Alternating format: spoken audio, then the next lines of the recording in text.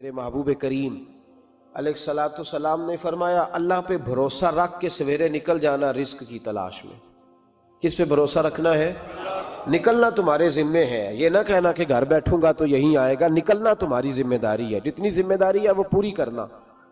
اللہ پہ بھروسہ کر کے نکل جانا تمہاری ذمہ داری ہے، رب کا ذمہ ہے تمہیں رزق دینا، وہ ضرور تمہیں رزق پہنچائے گا۔ یا رسول اللہ صلی اللہ علیہ وسلم کس طرح پہنچے گا؟ تو ذرا حضور کے لفظوں کا حسن بھی دیکھیے۔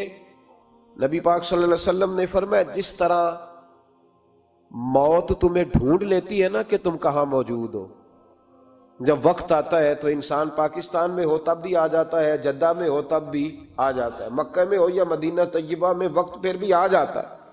فرمایا جس طرح موت تم جہاں بھی ہو تم تک پہنچ جاتی ہے نا، اس طرح تمہارا رزق بھی تم جہاں موجود ہوتے ہو اللہ وہاں پہنچا دیتا ہے، پہنچا دیتا ہے۔ تو یا رسول اللہ صلی اللہ علیہ وسلم کس انداز میں؟ تو فرمایا نکل جانا تمہاری ذمہ داری ہے۔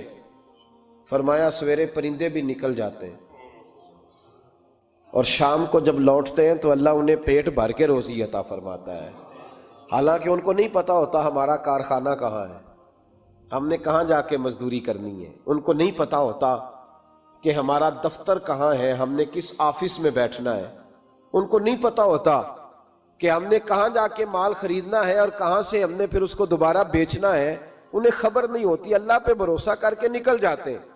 نکلنا تو تیرے ذمے ہے کہ نہیں؟ فرمایا وہ تو ڈیوٹی کر، شام کو اللہ جو رب پرندوں کو روزی دیتا ہے وہ تجھے بھی عطا فرمائے گا۔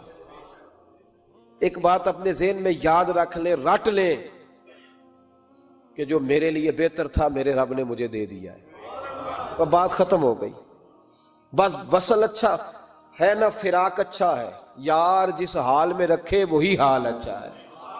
بس جو میرے حق میں بہتر تھا میرے رب نے مجھے، مسئلہ یہ ہے کہ تو اس پہ راضی ہونے کو تیار نہیں۔ حضرت علی کرم اللہ تعالی وجہ الکریم نے میرے نبی پاک کی ایک حدیث بیان کی ہے، اور جناب علی جب یہ حدیث بیان کیا کرتے تھے تو حضرت مجاہد فرماتے ہیں یوں لگتا تھا کہ جیسے حضرت علی ہمیں ہر پریشانی سے نکال رہے ہیں۔ مولا علی شیر خدا رضی اللہ تعالیٰ عنہ فرماتے ہیں کہ مجھے میرے نبی پاک صلی اللہ علیہ وسلم نے ایک طریقہ دیا تھا ٹینشن فری ہونے کا۔ آپ فرماتے ہیں مجھے تو بڑا راس آیا ہے، تم بھی اگر کر لو گے تو تمہیں بھی فائدہ دے گا۔ کہا وہ کیا؟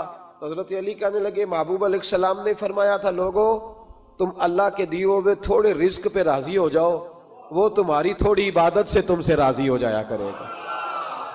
بس تم 2 نفل بھی پڑھو گے تو اللہ راضی ہو جائے گا، تم 1 رکوع بھی سویرے اٹھ کے پڑھو گے تو وہ راضی ہو جائے گا، وہ تمہارے 313 درود شریف سے راضی ہو جائے گا، تم اس کے دیے ہوئے تھوڑے رزق سے راضی ہو جاؤ۔ ٹینشن اس لیے ہوتی ہے کہ ہم راضی نہیں